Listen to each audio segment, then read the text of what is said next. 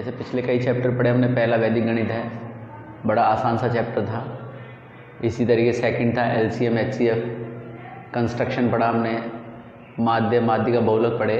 इसी प्रकार से ये चैप्टर भी बड़ा ही आसान चैप्टर। किसी भी कार्य या प्रयोग को जब हम करते हैं तो उसमें हमारे सफल होने की या असफल होने की क्या संभावनाएं हैं, उसी को कैलकुलेट करना हमारे प्रायिकता कहलाता है।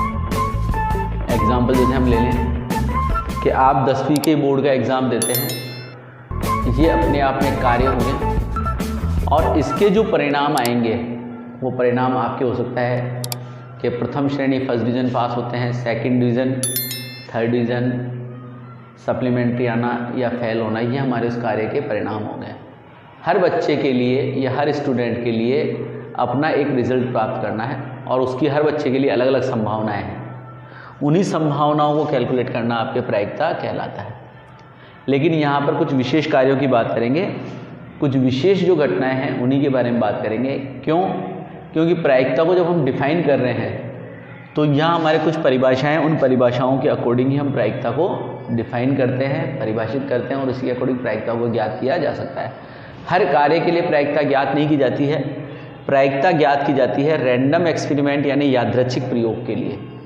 यादृच्छिक प्रयोग का अर्थ है एक ऐसा कार्य या ऐसा प्रयोग जिसके सभी परिणाम हमें पता है कि क्या क्या हो सकते हैं, लेकिन उस कार्य को, उस प्रयोग को करने के बाद और उसके पूरा होने से पहले एग्जैक्ट जो रिजल्ट है वो क्या आएगा, उसे अगर हम डिफाइन नहीं कर सकते, बता नहीं सकते, तो वो आपके यादृच्छिक प्रयोग की बात करें तो प्रायिकता को इस प्रकार से परिभाषित किया जाता है। किसी भी घटना A के लिए प्रायिकता यानी प्रोबेबिलिटी फॉर A अनुकूल घटनाएं बटा कुल घटनाएं, इसको हम कह सकते हैं फेवरेबल इवेंट्स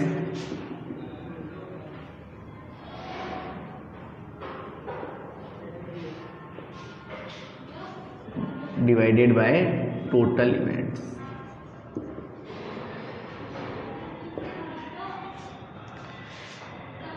नेक्स्ट PA को हम रिप्रेजेंट करते हैं किस चीज के लिए? घटना A के घटित होने की प्रायिकता यानी प्रोबेबिलिटी फॉर इवेंट A, और यहाँ हमने लिखा है PA बार लगा रखा है इसके ऊपर। इसका अर्थ है घटना A के घटित न होने की प्रायिकता, यानी जब घटना A घटित नहीं होती है तो उसके लिए प्रायिकता को हमने डिफाइन किया किससे? PA बार से। इन दोनों में जो संबंध है उसको हम इस प्रकार से रिप्रेजेंट करते हैं PA plus PA bar equal to 1, यानी किसी भी घटना के घटित होने की और घटित नहीं होने की प्रायिकताओं का योग हमेशा एक होता है, यानी probability for event A and not A equal to 1। अब प्रायिकता को समझने के लिए हम जो सबसे पहले ले रहे हैं वो ले रहे हैं सिक्के को उछालने का जो हमारा एक्सपेरिमेंट है, यानी अभिप्रयोग, टॉसिंग ए कॉइन। अगर आप सिक्के को उछालते हैं तो हमारे जो सैंपल पॉइंट्स होंगे वो क्या होंगे? Head and tail. और अगर सैंपल स्पेस की बात करें यानी प्रतिदर्श समष्टि, तो ये बन गया आपके H एंड T। अब कुल घटनाएं कितनी है? हेड आ सकता है या टेल आ सकता है। तो यहाँ कुल घटनाओं की बात करें तो कुल घटनाएं हो गई आपके 2, टोटल इवेंट्स। अब बात आती है अनुकूल घटना की, यानी what is the favourable event के। फेवरेबल इवेंट यानी अनुकूल घटना क्या होगी? अगर प्रश्न में हेड के लिए पूछा जाता है तो हेड अपने आप में फेवरेबल इवेंट हो जाएगा, और अगर टेल के लिए पूछा जाता है तो आपके टेल फेवरेबल इवेंट हो जाएगा। जब हम कई बार मैच खेलते हैं या कोई कार्य करते हैं तो हम कॉइन को टॉस करते हैं, तो एक व्यक्ति हेड मांगता है तो दूसरे के लिए अपने आप ही टेल हो जाता है। यानी मैं और अगर आप टॉस कर रहे हैं कॉइन को, तो अगर मैंने हेड मांगा है तो मेरे लिए फेवरेबल इवेंट हेड कहलाएगा, जबकि आपके लिए फेवरेबल इवेंट क्या कहलाएगा? टेल कहलाएगा, क्योंकि टेल आने पर आप जीतोगे और हेड आने पर मैं जीत जाऊंगा। तो यहाँ पर फेवरेबल इवेंट से अर्थ है यानी अनुकूल घटना से जिसके बारे में प्रश्न में पूछा गया है वो आपके फेवरेबल इवेंट यानी अनुकूल घटना कहलाएगा।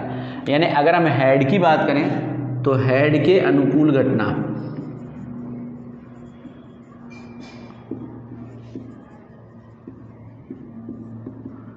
केवल एक ही बार है यहाँ पर H, तो इसका अर्थ है हेड के अनुकूल घटना हो गई 1। और टेल के अनुकूल घटना की बात करें तो टेल के अनुकूल घटना आपके हो जाएगी,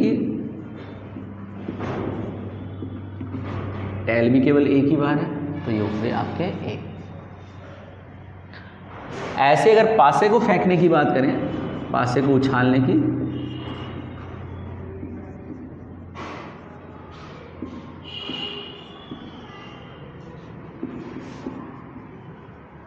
थ्रोइंग ए डाइस, तो पासे को फेंकने पर आपको 1 2 3 4 5 और 6 मिल सकता है।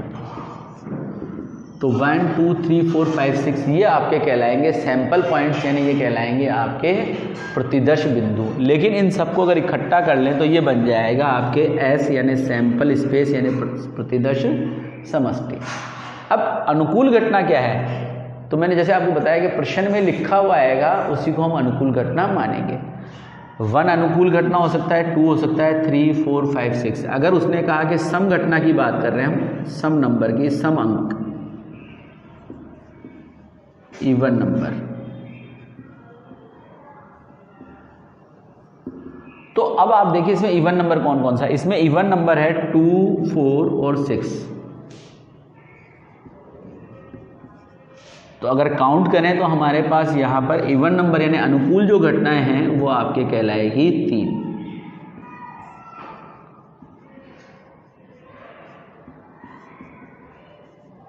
One two three. इसी प्रकार ऑड के लिए अगर हम देखें तो 1 3 5 यानी ऑड नंबर के लिए भी अनुकूल घटनाओं की संख्या रहेगी 3।